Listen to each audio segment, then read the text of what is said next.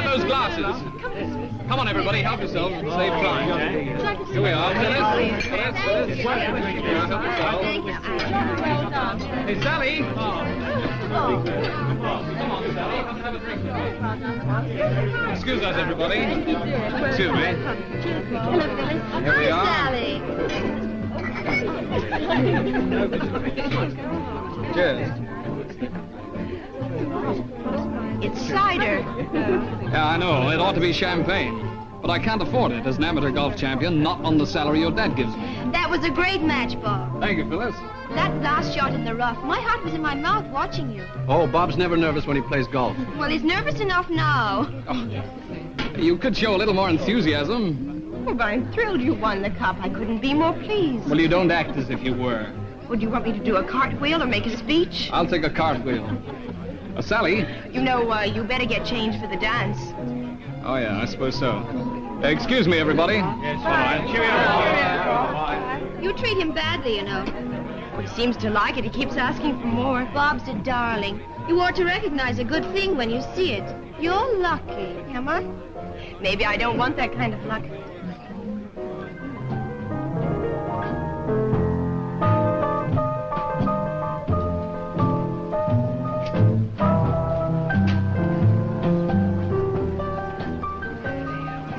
Get my last one?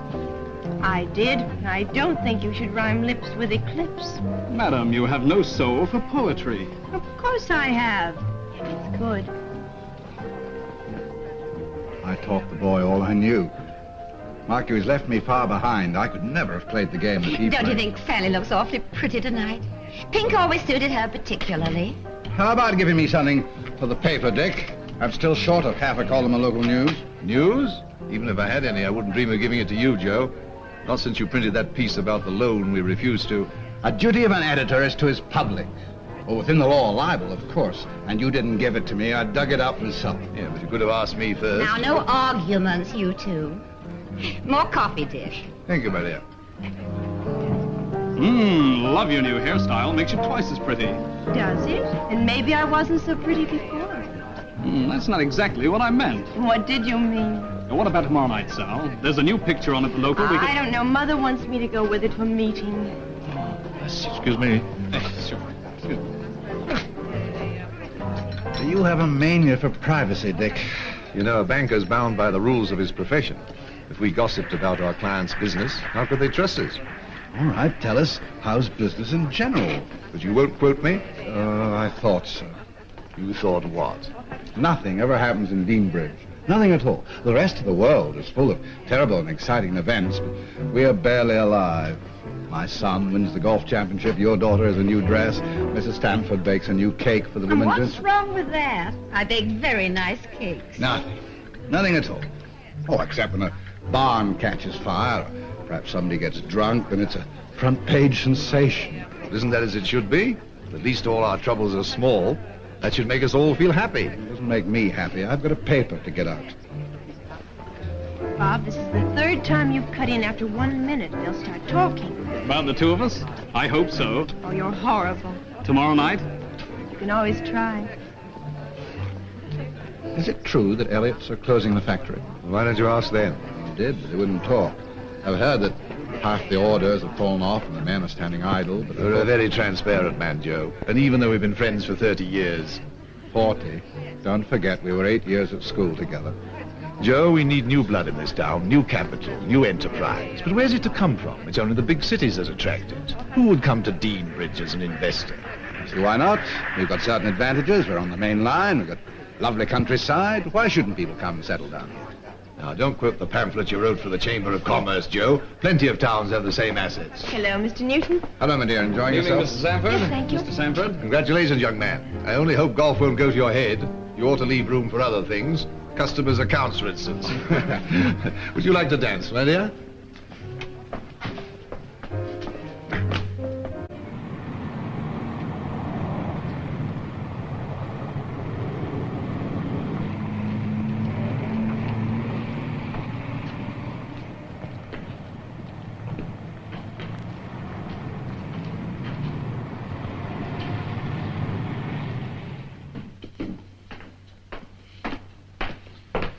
Morning. Can I see the manager, please? I'll see if Mr. Sanford is free, sir. What name shall I say? Preston. John Preston. Just a moment, sir.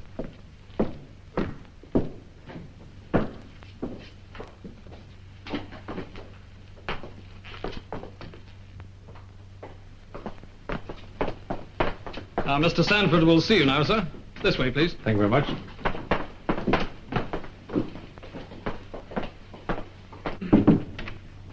Mr. Preston, sir. Hello, Mr. Preston. Mr. Sanford. Do sit down. Well, all this appears to be most satisfactory. Well, now you'll want a deposit and a drawing account. Whatever you suggest, Mr. Sanford. Of course, in the countries where I spent the years since the war, I've done most of my transactions in cash, but perhaps that isn't customary here. Not often, unless you're in the black market. I'm afraid I wouldn't know where to find that. No, of course not. You plan to settle in Deanbridge, then? Yes, if I like it sufficiently. Oh, I hope you will. I was telling a friend of mine only a short time ago that we need some new blood in our town. It's a very attractive town. Do you think so? Forgive the personal question, but how did you come to think of Deanbridge, Mr. Preston? Well, I'm a man of very sudden impulses, Mr. Sanford. With me, the first thoughts are always the best and the decisive ones. Whatever success I may have had in life, I owe to that. Yes? During the war in Africa, I had a friend who came from Deanbridge. At least he was always talking about the forest, the fishing, the homebrewed cider, kindness and simplicity of the people. When he died, I was with him. And then later, when I got a little tired of roaming about, the name of Deanbridge came into my mind, so, half in fun, I thought I'd come down here and take a look at it. Well, that's very interesting, Mr. Preston. You see, in the years that I've spent away since the war, I've seen a little bit too much of noise and excitement. That's the reason I came back here, for some peace and quiet. I'm not altogether the idle type, so I guess something will turn up to keep me occupied. Oh, I'm sure it will. In the meantime, if I can be of any help, just let me know. I certainly will. Thank you very much. Goodbye, Mr. Preston. Goodbye.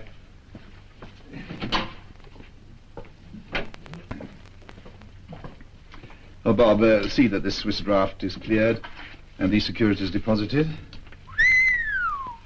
And, Bob, a bank employee is not supposed to express any opinions about the size or state of a client's account unless authorized by the bank and in the course of his duties. Yes, Mr. Sanford. It wasn't an opinion, it was just sheer envy. Yes, quite.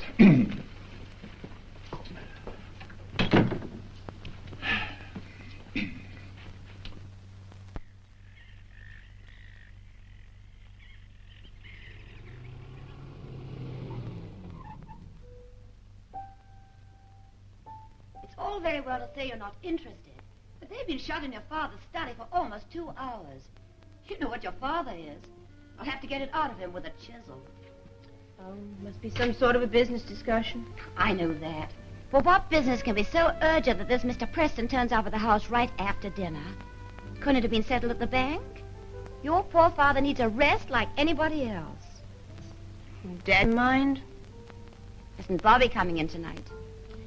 Don't call him Bobby, and he isn't. Don't snap off my head, dear. I only asked a civil question. Why shouldn't I call Mr. Newton Bobby? Because it makes him sound like, well, what he is, immature and a little ridiculous. Sally, I don't know what's got into you. You seemed to like him well enough only a week ago. That was a week ago. And at your age, that's practically a lifetime. Well, I suppose you'll make it up. As usual.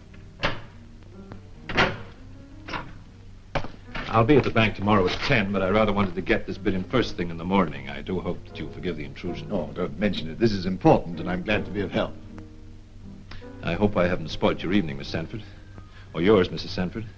I do realize how much you must value these peaceful family occasions. Having no home of my own, I rather forget how pleasant they can be. Oh, don't you worry about us, Mr. Preston. Dick often brings his work home. We're used to being alone. I still feel a little guilty. Perhaps I can make amends. I've got 2 seats for the music festival that starts next Saturday. Perhaps you'd like to come to the first concert with me and then have dinner afterwards. Well, I'm not a great lover of music myself, I'm ashamed to say, but Sally, why, Sally's quite a pianist. She goes regularly. What about it, Miss Sanford? Didn't you mention going to the music festival, Sally? Well, I wanted to, but, Why didn't you let me take you then? Thank you, Mr. Preston. That's most kind of you. Fine. Fine. Well, I'll call for you in the car around 5 on Saturday. Good night. Night. Good night, Mr. Preston. Well, isn't that nice of Mr. Preston? It'll do you good to have a day out. It needn't have been so obvious. Obvious? But I thought it would please you. I'm sorry, Mother. I'm in an awful temper today. Of course I'm pleased. Now I think I better take my nasty temper up to bed.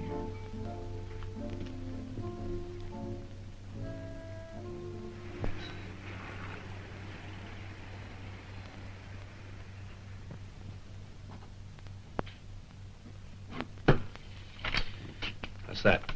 I want to move in on Monday. You drove a hard bargain, Preston. That's a strange remark for a banker to make. I mean, you're all supposed to have first mortgages where ordinary people wear their hearts. Well, you see, the Elliot family has been in Deanbridge for 200 years. That factory of theirs was started over a century ago. Yes, and seem to be run along the same lines as in 1800 and something. No, I'm sorry. I've got no sympathy for such people. They're like people who crawl on the roads. They're just as dangerous as the speeders. Progress is necessary, I agree. Still, the Elliots could have got a much better price if they'd waited. Well, I knew they couldn't afford to wait, so whatever price they might have got is quite immaterial. However, please don't think that I'm not very grateful for all the help that you've given me. You've certainly wasted no time, Preston. Less than 2 months in Deanbridge. Bought an office building, a factory, a farm, doubled one investment, made a good profit on another.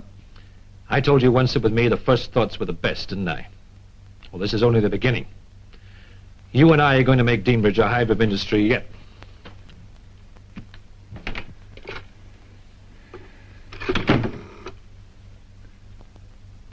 Fowler, I have the check.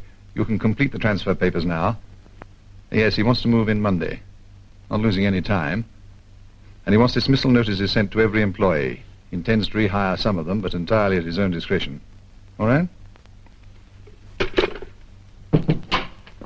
Is it true, Dick? I wish you wouldn't burst in like this, Joe. Is what true? Oh, that Preston's bought the Elliot factory, that he's going to manufacture some new synthetic material, that he's dismissing all the old employees. Now, wait a minute. Are you asking questions or telling me? This is news. News at last. I've got something real I can write about. Well, there has been a sale. The rest you must find out from the principals, not from me. Oh, you bankers are like clams. By the way, don't you think we ought to put Preston up for the town council for the next election? And how about inviting him to sit on the hospital board? We've got to show our gratitude somehow. Well, let's wait and see, Joe. Curb your enthusiasm. After all, Preston is a newcomer. Let's reserve judgment until he fully proves himself. I thought he'd done that to your satisfaction. Well, his financial standing is sound. His plans, though unusual, show considerable vision. But I'd like to reserve my judgment a little longer. Yeah, spoken like a founder member of the Society of Bankers. Oh, very well. I'll go and put my paper to bed. Very exciting this week. Somebody stole me a couple of ducks.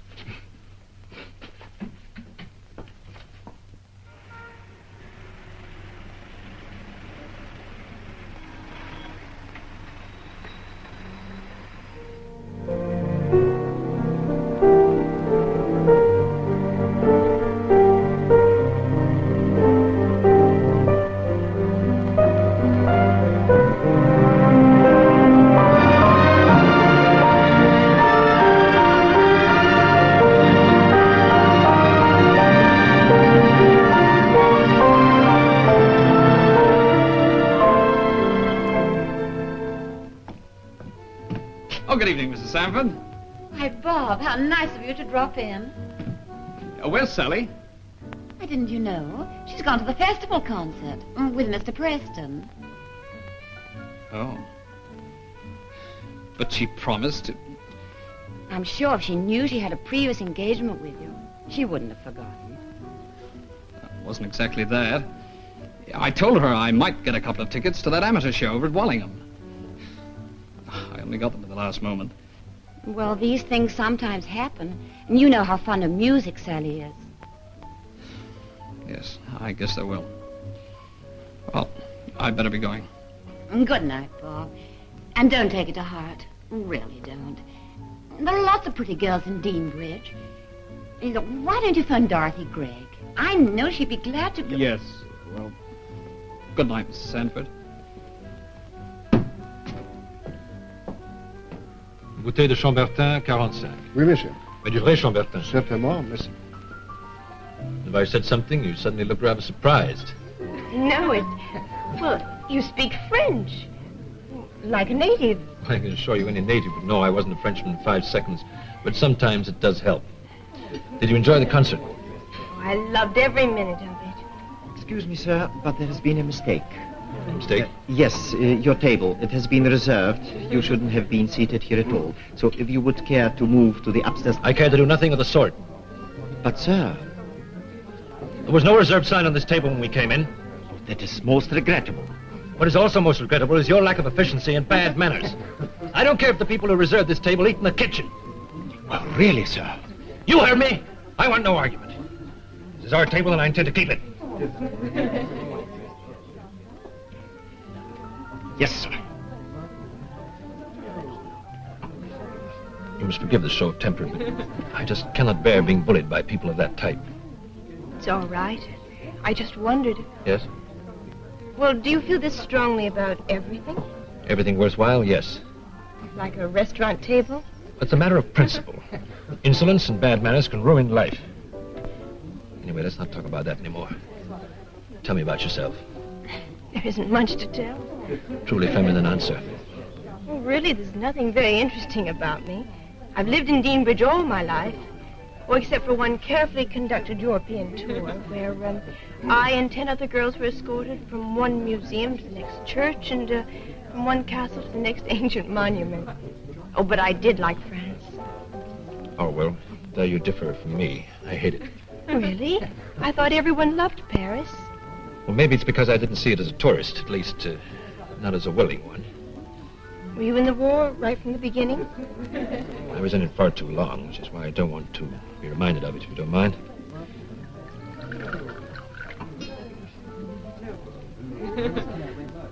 So about... But you must have seen so much of the world.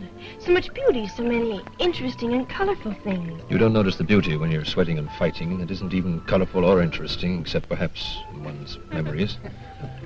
And I hate reminiscing. Why? I once told your father that with me, the first thoughts were always the best. If I decide on something, I like to go ahead, dead straight ahead.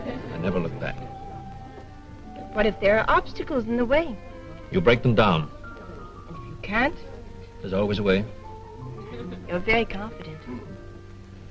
Sally, I guess there are really 2 kinds of life. There's yours, sheltered, perhaps even a little dull, but sunny and straight. And then there's the other kind, the kind that you find in the jungle, with all its crooked paths, with danger lurking behind every bush, where you have to fight every step of the way. That's the kind that I've known, and I don't want to remember it. Because now, I believe I may have found the first.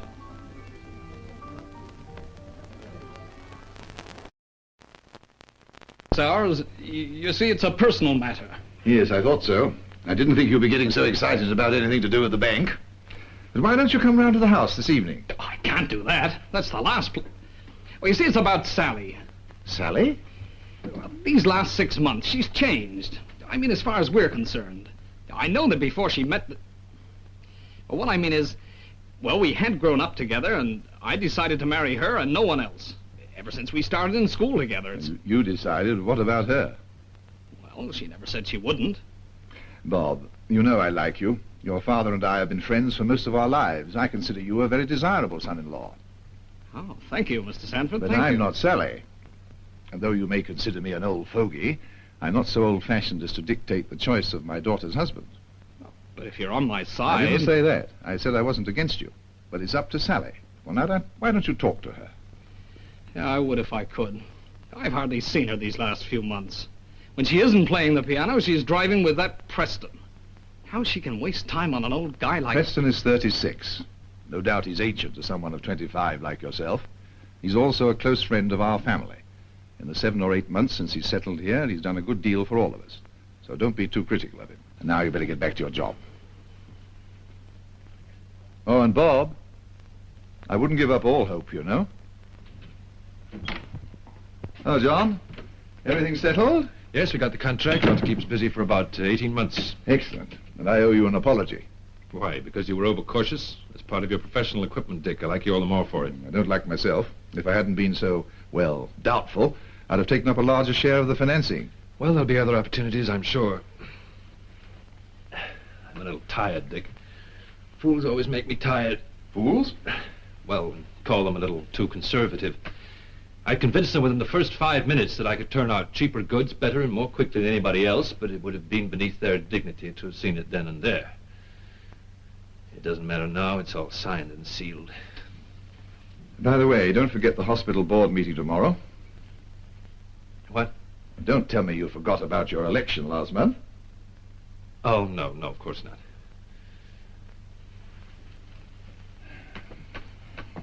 Dick, I think I've waited long enough. Waited for what? To ask you if you would have any objection if I asked Sally to marry me. Is that such an absurd idea?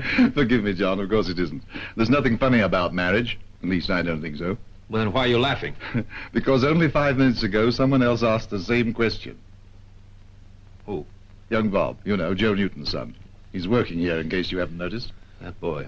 That boy has loved Sally since they were both knee-high. Dick, please don't think that I'm doubting Newton's sincerity. You really meant it?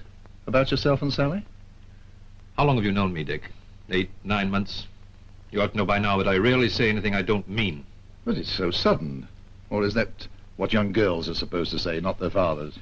Dick, I love Sally deeply and sincerely. That's why I wanted to talk to you before I told her. So you haven't told her yet? Well, I know how you feel about Sally, Dick. I appreciate that. Well, I've no objection at all if you talk to her. I admire you, John, your energy, your vision, your industry. And if Sally accepts you... Oh, she will. It's a lucky day for me when I came to Deanbridge, Dick. A very lucky day.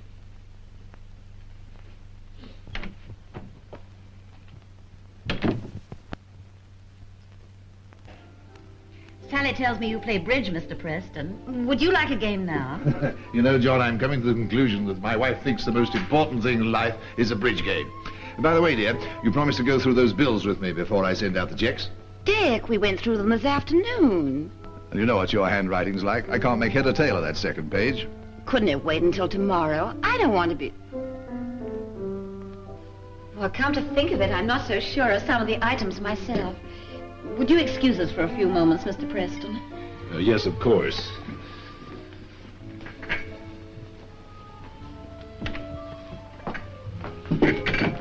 Sally, I hope you noticed. Noticed what, John? Your father's exquisite tact. Dad's always tactful, especially with Mother. Yes, but he knew I wanted to talk to you alone. Oh? Sally, when I came to Deanbridge 9 months ago, I had nothing except money and memories. Memories that you wanted to forget? Well, I got rid of them all right. Let me explain. The money helped me to acquire a factory, a farm, a place in the community with good friends and helpful acquaintances. There was only one thing I need. A wife. And you picked me for the part? Oh, I know I ought to have done it in the proper romantic manner. I should have taken you out in the car, provided you with soft music and champagne, and then in the moonlight said, "Sally, my darling, I love you. Will you marry me?"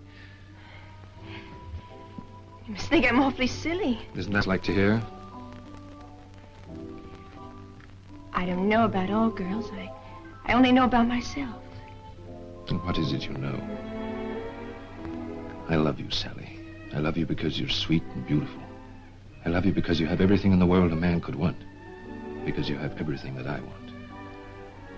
Sally. You're really being romantic. I knew the first time that you and I ever went out together.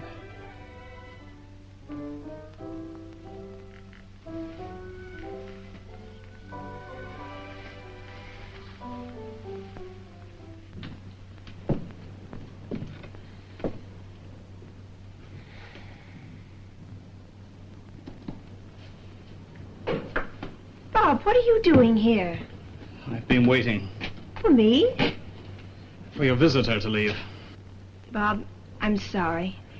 It's an easy word. You step on somebody's toes, sorry. You wreck a fellow's life, sorry. You're so bitter. How can I talk to you? I don't want to talk. Not words. They mean nothing. Sally, I knew it was real between you and me. Oh, you like to pretend the usual girl's game. I didn't mind. But not this. Bob, we're going to be married, John and I. You can't. You can't. You can't prevent it. Sally, he's not for you.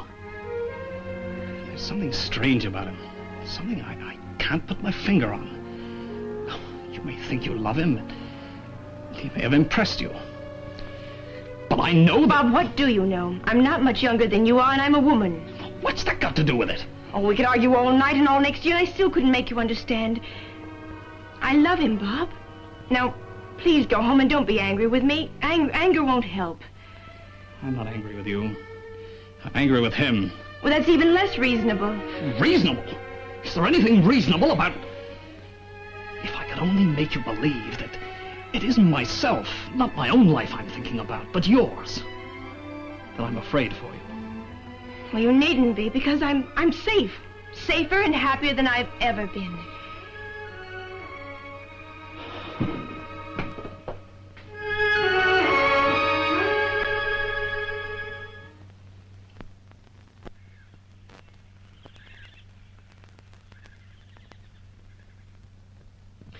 First of all, gentlemen, it is my pleasant duty to welcome a new member to our board, Mr. John Preston. Though a comparative stranger to our community, he has been a most generous benefactor to our hospital and has recently undertaken to guarantee a substantial part of the cost of the building of the new wing. I am sure that he will prove a most valuable asset to the administration of our hospital. Mr. John Preston. Dr. Underwood, gentlemen, there's not very much that I can say except that I'm very conscious of this honor, and I do realize that I must offer more than just material assistance to the work. However, there is just one thing I would like to add. I believe that suffering is unnecessary. I believe that pain exists in the world today because people are too stupid or too lazy to do away with it. And that is why I believe that the work that we do between these walls is so important and so wonderful. Thank you. The first point on our agenda is the appointment of a part-time consulting psychiatrist. A psychiatrist? But ours is a general hospital. The need has been felt for some time to have an additional ward for nervous and mental diseases. Don't tell us, Doctor, that lunacy is on the increase in Deanbridge. I have no reliable statistics as to that, but our hospital covers a wide area besides the town proper, and it has happened in the past that mental patients have had to be put into the same ward as surgical and other cases. That can't be very satisfactory. I'd call that an understatement, Mr. Sanford. Now, a very favorable opportunity has arisen. I understand that Dr. Walton is back in this country. Peter Walton, but he's a Deanbridge boy. I believe so. His qualifications, of course, are of the highest order. And he is not only a psychiatrist, but also a psychoanalyst.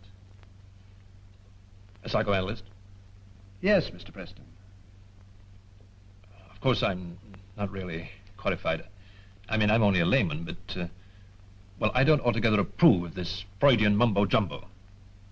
Gentlemen, I can assure you that Dr. Walton not only has an international reputation, but that his books are standard works, according to the experts. And he's a Deanbridge boy. His father had the best cider mill in the county. That, of course, makes the whole thing quite decisive. Gentlemen, I'm afraid we cannot waste much time on this discussion. We have many points to cover. But I'm quite sure that members can have no real objection to Dr. Walton. Shall we take a vote? Perhaps a show of hands. Will those in favor kindly indicate in that manner?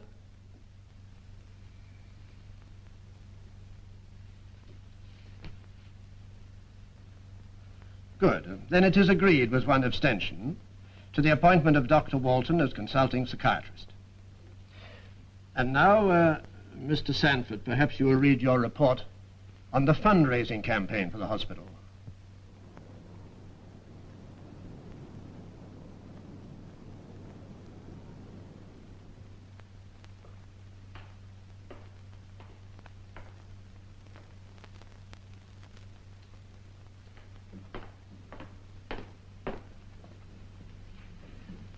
I'd like a word with you, Mr. Preston.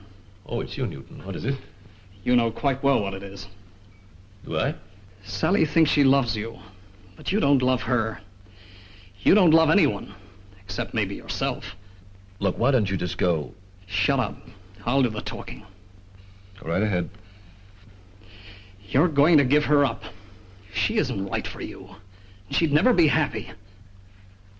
Suppose you let Sally and me be the best judge of that. Now, why don't you go on home and put that thing away? It's different now, Preston, isn't it? You can't act so superior. You think a gun makes all that difference? It evens things up. You've got power and money.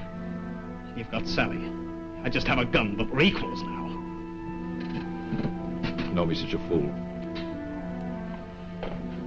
All I have to do is pull the trigger and we won't be equals anymore. Or you will be dead, and I... Where will you be? I don't care. So you kill me and live happily ever after with Sally, is that it? You're an even bigger fool than I thought. You're a smooth talker, Preston. You think you can talk your way out of this? No, I don't think so, but I know that you're going to change your mind. Why should I? Why shouldn't I kill you? I hate you enough. Because you aren't the killing type. Do you think I've never seen real killers before? It's only in books that a murderer gloats over his victim. If you don't shut up, I'll... You see, I knew you couldn't do it. I just wanted to give you a chance to find out for yourself. Now, why don't you go on home and forget about the whole thing?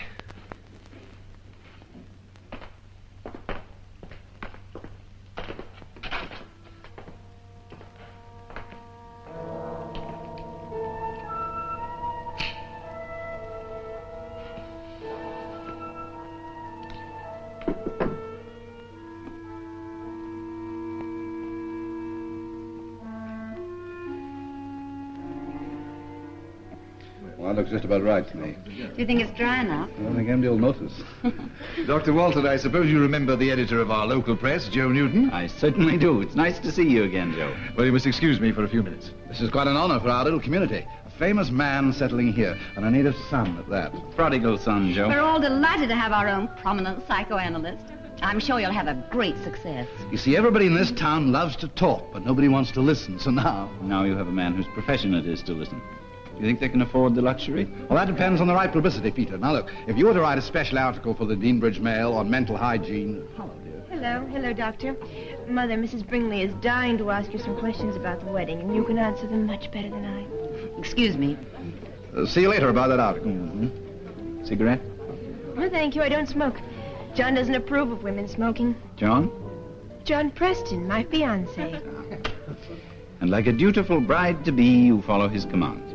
Well, when they're sensible. And John's ideas usually make sense. You know, it's a strange feeling to hear you're being married in a few weeks. Last time I saw you, you were a little girl desperately unhappy because your puppy had to be destroyed. I never dreamt you'd remember that. I remember. How you hated me because I was the one to put him out of his misery. Well, I guess I wasn't very sensible then. But now you are, thanks to John. Oh, he's quite wonderful, Peter. You know, he only came to Deanbridge a short while ago, and already he's one of our leading citizens. A director of the bank, owner of our largest factory, and a leader in all the charity affairs. A pillar of the community, no less. Now you're making fun. Well, there he is. Excuse me, please. Hello. How are you, Tom? There's you, Roger. Glad you could get here, too. Darling, I thought you'd never get here. I'm sorry I couldn't get away from the office any earlier, darling, but I had a couple of buyers there. They went on and on. Dr. Walton, I presume. I'm John Preston, among other things, your landlord. Oh, I didn't realize. Yes, my company owns the building in which you rent your office. As a matter of fact, I had to decide as to whether you were a suitable tenant. I'm glad the decision was favorable. Oh, John's decision was really against his better judgment. He doesn't believe in psychoanalysts. I didn't exactly say that, Sally. I just said I didn't think any human being had the right to invade the mind of another, to pry into the privacy of his thoughts and his dreams. You mean a man's mind is his castle? Yes, exactly. All you seem to be able to do is to tell an unhappy man why he's unhappy. Well, I don't call that really being very helpful. Sometimes when he knows, he's no longer unhappy. However, I'd be the last man to start an argument with my landlord. He might raise the rent.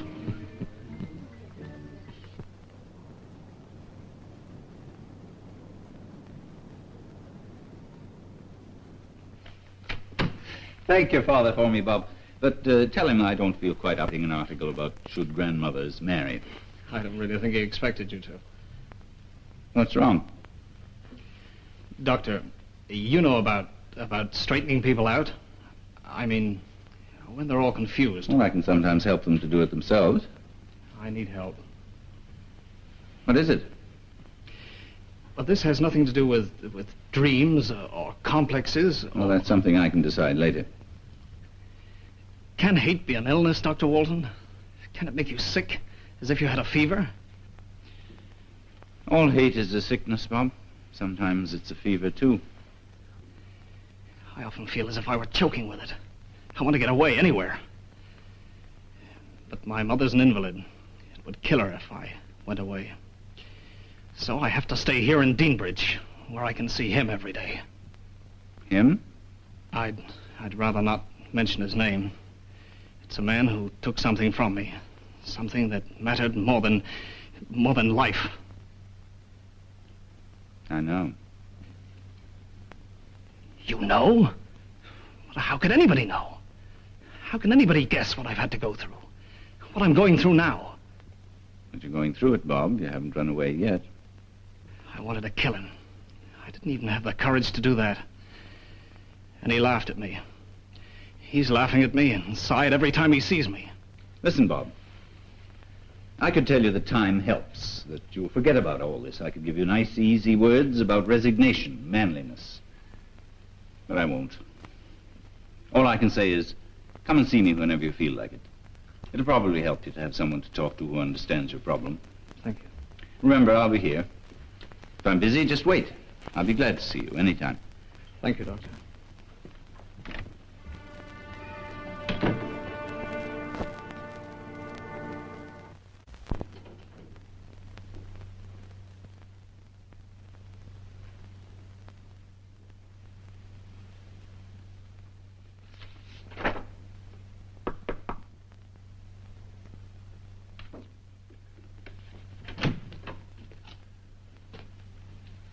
I hope I'm not disturbing you, Doctor. Oh, no, Mr. Preston. Come in. Is this a professional or a private call? I don't exactly know yet. Well, take your time about making up your mind. I finished with the last patient for the day. Doing all right? I've only been here about 10 days. Can't complain. The rent's safe, Mr. Preston. Please don't laugh at me, Doctor. I've been meaning to come and see you for about a week now, but... Well, I waited because I had to be sure. Sure of what? As I said to you once before, I don't altogether believe in all this mumbo-jumbo, and I hate things I don't understand. But now, within about a month of my wedding, when I've got to get my head clear and my mind rid of... Rid of what? You've got to help me, Doctor. You know all about dreams, don't you? Well, I've been having very bad dreams lately. We all dream, Mr. Preston. 90% of the time we spend asleep is filled with dreams. Most of us don't remember them very clearly, but many people mistakenly think that they never dream. I'm sure I never did. Until about a week ago. Why don't you make yourself comfortable and we'll talk about it?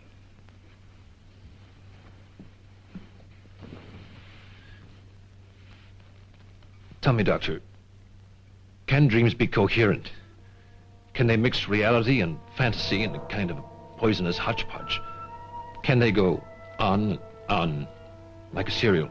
3 questions all at once. The answer to all 3 of them is yes. What kind of dreams? Nightmares. Dreadful, sickening dreams that I can't help remembering. It's got so bad I can't even go to sleep. You won't talk to anybody about this, will you, Doctor? I can be sure of that. I know you consider me little better than a witch doctor, Mr. Preston. But I can assure you I'm bound by the same medical ethics as any physician. You're as safe talking to me as you would be talking to yourself. I want to be a lot safer than that. I'm tired of talking to myself. You see, in these dreams, I'm somebody else. I'm conscious of assuming the identity of John Preston. Somebody else? Yes, a criminal. His name, somehow I know, is David Garrity. He deserted in France during the war, became involved in black market deals, made a lot of money. And then when things got too hot, ran away. But how do you know all this in your dream? How is the second identity established? Because there's someone else. A woman. She's more than a friend. Her name, Sylvia. You say you know all this, I mean in your dream. But what happens? What do you do? It's night. I'm alone in the house that I bought for Sally and myself. She doesn't know about it yet. It's a surprise as a wedding present. The wind's howling around the house, battering at the windows.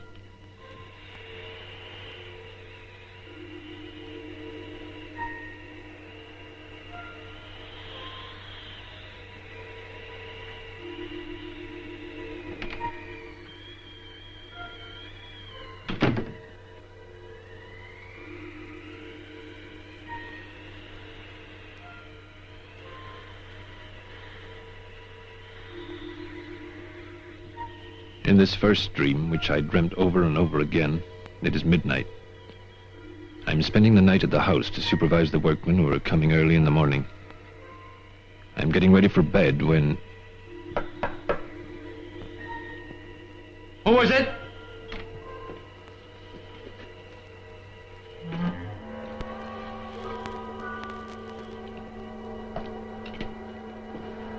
Sylvia.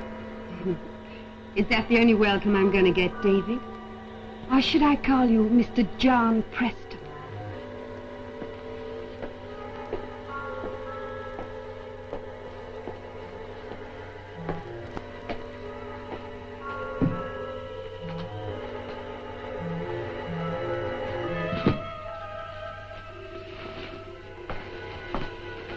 Why did you come here?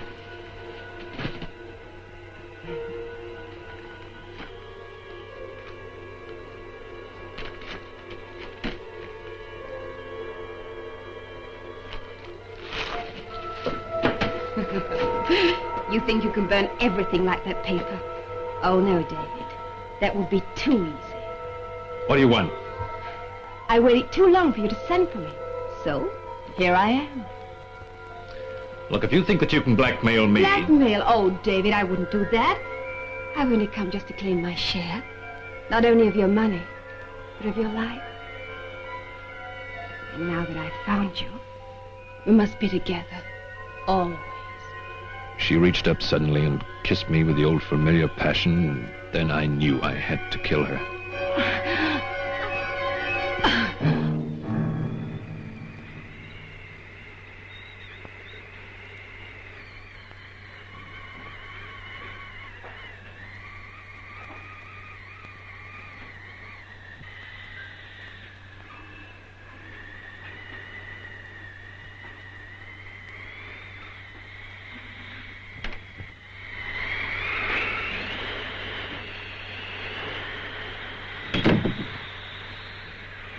Who are you? What do you want in here? Don't be afraid, Preston. I had better call you that, even though we are alone. I did not come to harm you. This is my house. You've got no right to come in here. And I understand why. You see, I know that you have killed her. That she is in the other room, silent and dead. You know? I followed her. I've been following her for months, and I was outside, watching. I could have stopped you, but that would be the last thing I wanted to do. So I stood by the window and watched you kill her. But who are you? What do you want? Oh, my name does not matter. I was Sylvia's husband. That's a lie. She never had a husband. Oh, yes. I married her when she was 17. I was married to her all the time that she was with you, and all the others before you.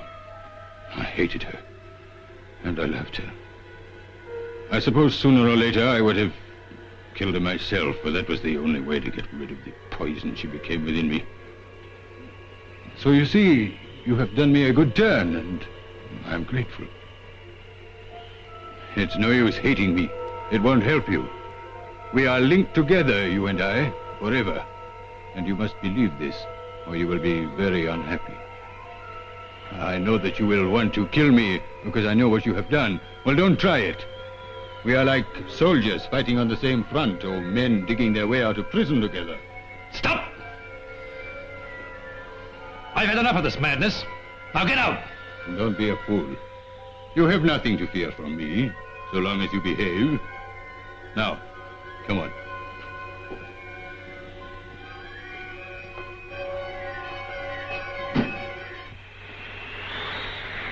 We carried her outside and dug a grave near the house. He put the body inside and shoveled earth over it, covering her blonde hair, her face, and her body. Then we leveled the ground and put a few stones over the shallow grave. It didn't take long.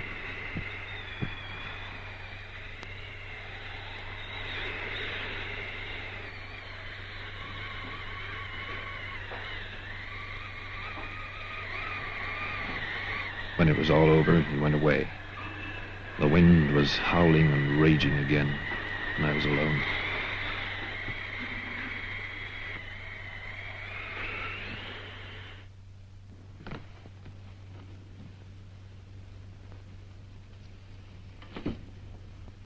And that was all? Yes, that was all. What have I done to deserve such nightmares? Why does it have to happen to me? Mr. Preston, was that all of the dream? Yes, it was. I had the same dream. Always the same dream, several times. But that was all. Come along and see me tomorrow. It's important. Same time. I'll be here.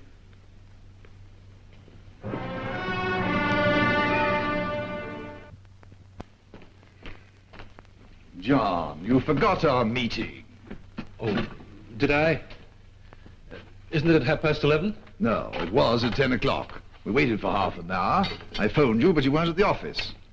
I'm very sorry, Dick. Something very urgent came up at the factory. The factory? But I phoned there, too. You ought to check with your secretary. She said you hadn't been there. Well, I wasn't in this. I was in the designer's room. Oh, I see. Well, anyhow, everything's fine. We're getting that allocation of dyes we wanted. They're pleased with our export figures. Oh, good. John, I've been thinking, why don't you combine business and pleasure and take Sally to Paris instead of Rome? Paris? Well, you speak the language, and Benny can't come over now. You could discuss that new summer order with him personally. Half an hour's talk would do more good than 50 letters. No, Dick, no. But why not? I told Sally once, I will not go to France. Well, she mentioned something, but a few days. I'm sorry, Dick. Maybe later. Well, of course, if that's the way you feel about it.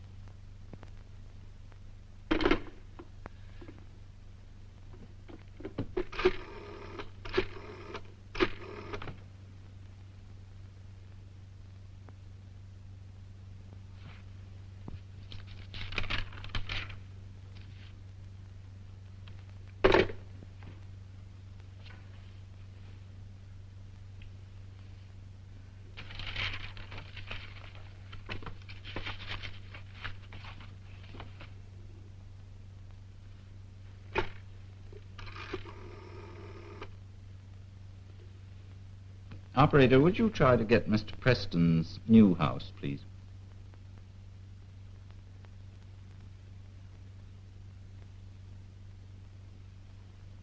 I'm sorry, sir.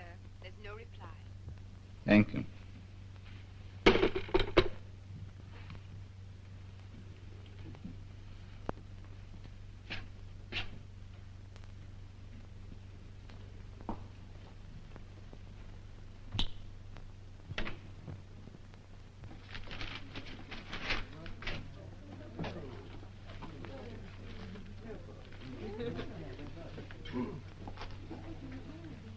Hello, Preston. Oh, hello, Doctor. Didn't you get my message? No, what message? I telephoned you twice at the factory and at the house. Well, I've been very busy, you know. Was it important?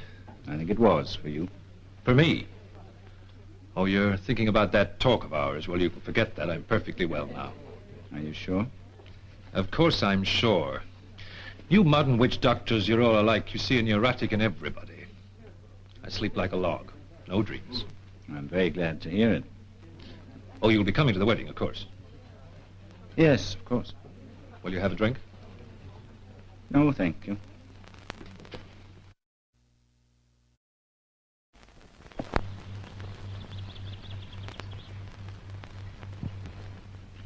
Mrs. Dorn, don't you think it's too... Oh, please, Mother, it's the latest fashion. And it fits beautifully.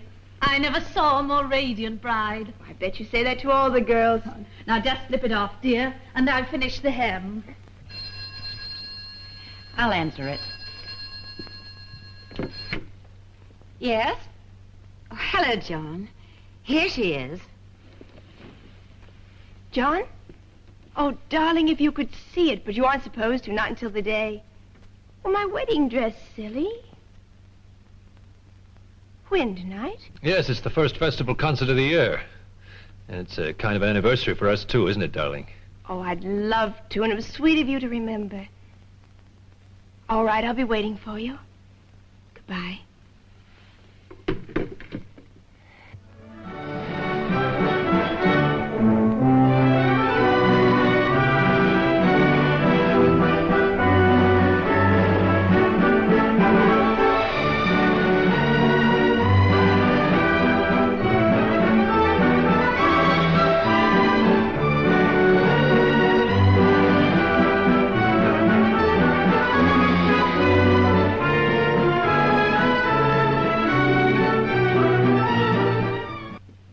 Haven't you heard? John went away for a few days, but I'm expecting him back today.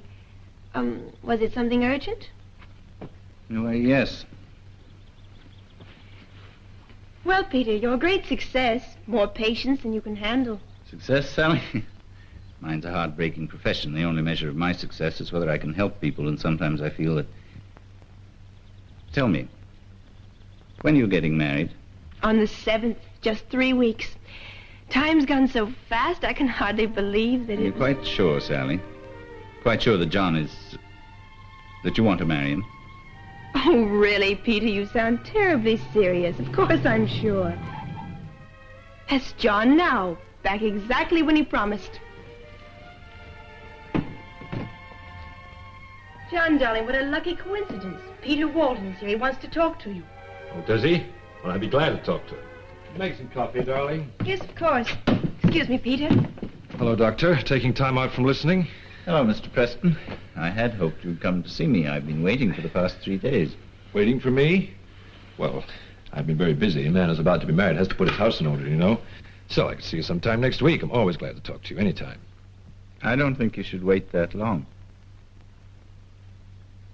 Do you have to go out after your patients, Walton? Rope them in like steers? I don't usually do that. Goodbye, Mr. Preston.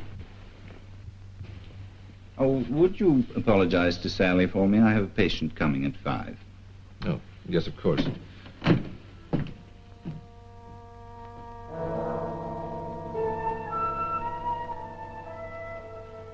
you a mind reader, too? How did you know I was coming tonight? I didn't even expect to myself. I thought I was through with the whole business.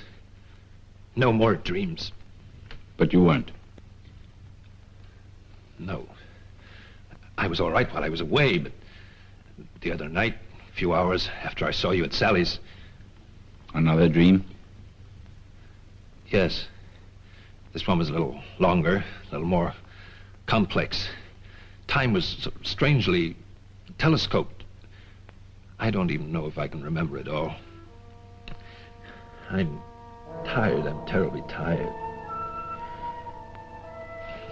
My head shooting pains. I was back in the garden alone. And suddenly I knew that I couldn't bring Sally back there into that house while she was lying out there in that shallow grave under those stones. I had to get rid of the place, and somehow in my dreams, I did. Of course, the agents were a little surprised, but I made some plausible excuse, and somehow they got it off my hands. Somebody I'd never heard of bought it, and I was very relieved. Until...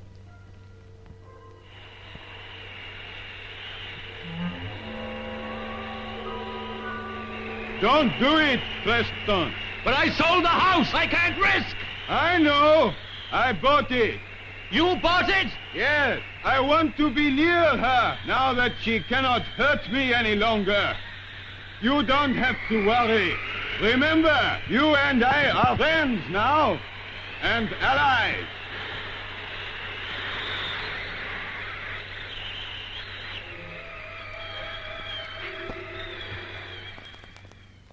Isn't there anything you can do, Doctor? Isn't there something that you can give me? Some drug? Anything? I could give you something to keep you awake, but how long would that work? Sooner or later you must sleep. Well, then something to make my sleep dreamless. Well, isn't there anything at all that you can do? Can you do nothing at all except listen? Is that all you're learning? Have you ever thought of postponing your marriage, Mr. Preston? No, of course not. Why should I? It's probably nervous strain over work. Some perfectly natural and normal explanation. Well, Dr. Walton, thank you. For nothing.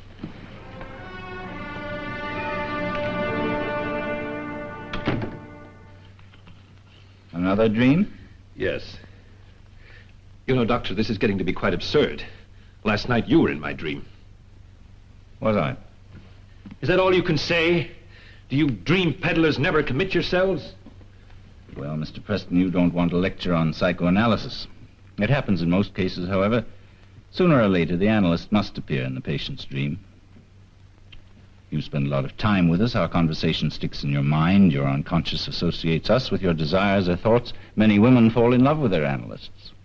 It's a passing phase. Others grow to hate them, or identify them with their fathers or husbands. So don't blame me for appearing in your dreams. But I do blame you. You gave me quite a scare. At least, in my dream you did.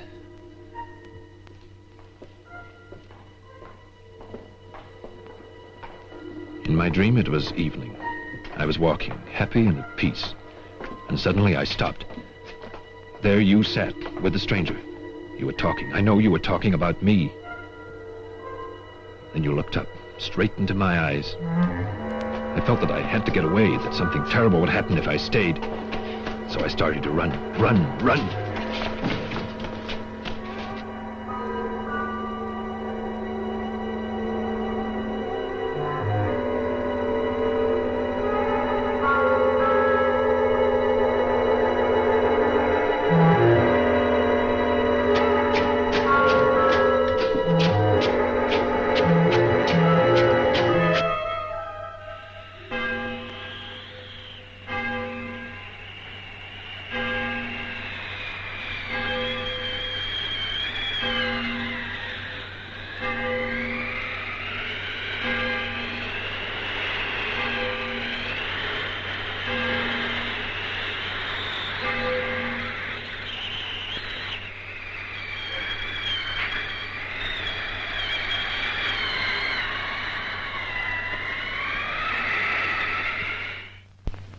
Thank you.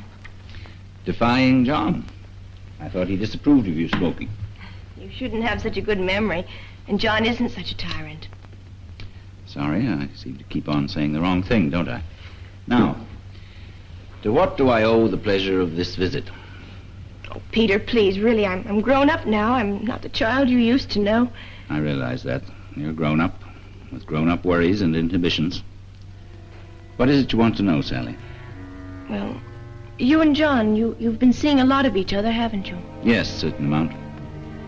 Is there some trouble? I don't know, Sally. You mean you won't tell me? If I knew, I'd tell you. When I know, I will. You promise? I promise. I was free for 3 nights. And then yesterday, last night, you were in my dreams again, Doctor. I wish you hadn't been. Tell me about it. I went back to the house. I had to see the stranger. I had to find out what he was thinking, what he was doing. About me. About Sylvia.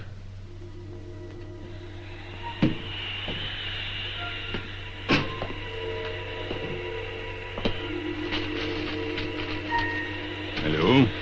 What brings you here on such an awful night? I knew that sooner or later he would ask me for money. That I had only exchanged one blackmailer for another. It was then that I noticed the poker.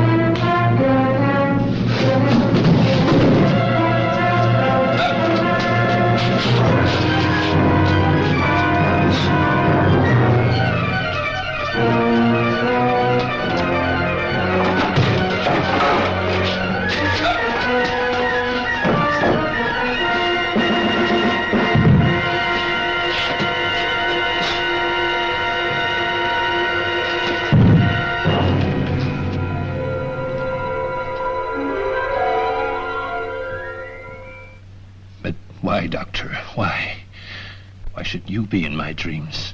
Why should I want to kill you? Will it never end? Will it always go on like this, night after night? Don't worry, Preston. It's all over now. What do you mean? You'll never dream again. Not this dream.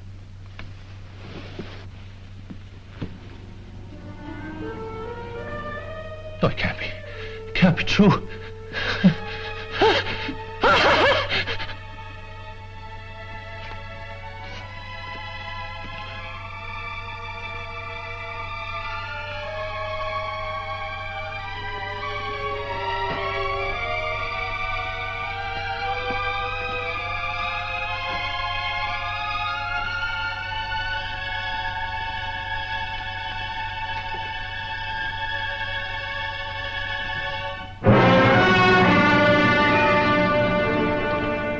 Come along, Sally. I'll get you a drink.